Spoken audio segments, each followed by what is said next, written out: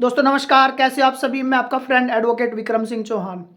दोस्तों आज की वीडियो में हम बात करेंगे कि लॉयर, एडवोकेट और बैरिस्टर इन तीनों के अंदर क्या डिफरेंस होता है, तीनों में क्या अंतर होता है।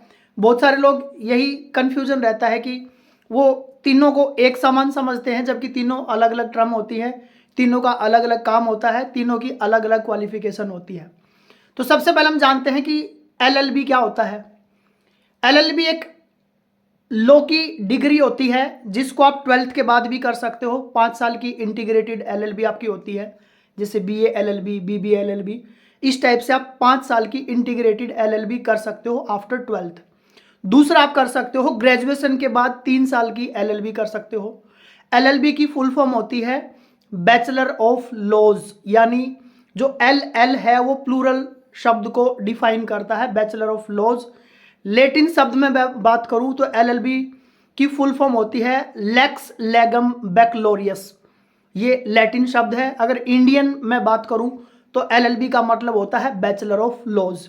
अब हम बात करते हैं लॉयर क्या होता है, एडवोकेट क्या होता है और बैरिस्टर क्या होता है। लॉयर वो व्यक्ति होता है जिसने या तो 5 साल की आफ्टर 12th डिग्री ले ली है, या फिर 3 साल की आफ्टर ग्रेजुएशन लॉ की डिग्री, यानी उसने एलएलबी कंप्लीट कर ली है, लेकिन उसने कहीं पे बार काउंसिल में रजिस्ट्रेशन नहीं कराया है या उसने ऑल इंडिया बार एग्जामिनेशन नहीं दिया है, तो वो एक लॉयर कहलाता है जिसने लॉ की डिग्री प्राप्त कर ली है। अब हम बात करते हैं एडवोकेट, जिसको हम वकील भी बोलते हैं।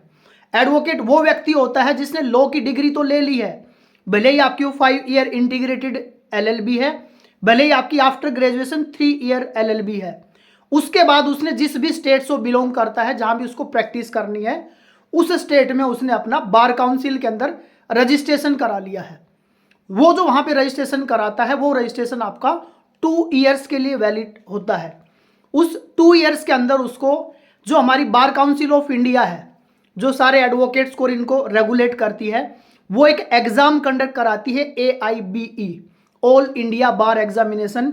ये एग्जाम सन 2010 के अंदर शुरू हुआ था। उससे पहले जिन लोगों ने लॉ कर लिया था वो डायरेक्ट अपना बार काउंसिल में एनरोलमेंट करा सकते थे, लेकिन 2010 के बाद AIB ने रूल बनाया क्वालिटी एडवोकेट्स प्रोड्यूस करने के लिए कि आपको लॉ की डिग्री के बाद जब बार काउंसिल में रजिस्ट्रेशन कराते हैं तो वो लाइसेंस आपका 2 ईयर्स के लिए वैलिड रहता है। उस विदिन 2 ईयर्स आपको ऑल इंडिया बार एग्जामिनेशन होता है। ये पहले साल में 2 बार एग्जाम होता था, लेकिन कोरोना के बाद अभी लगभग साल में 1 बार ये एग्जाम होता है।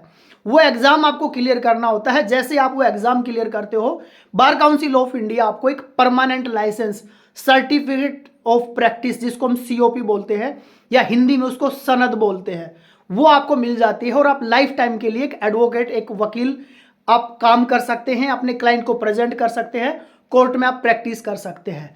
तो लॉयर वो व्यक्ति होता है जिसने सिर्फ डिग्री ली है। एडवोकेट या वकील वो व्यक्ति होता है जिसने डिग्री के साथ साथ बार काउंसिल में भी रजिस्ट्रेशन कराया है और ऑल इंडिया बार एग्जामिनेशन को भी क्लियर किया है।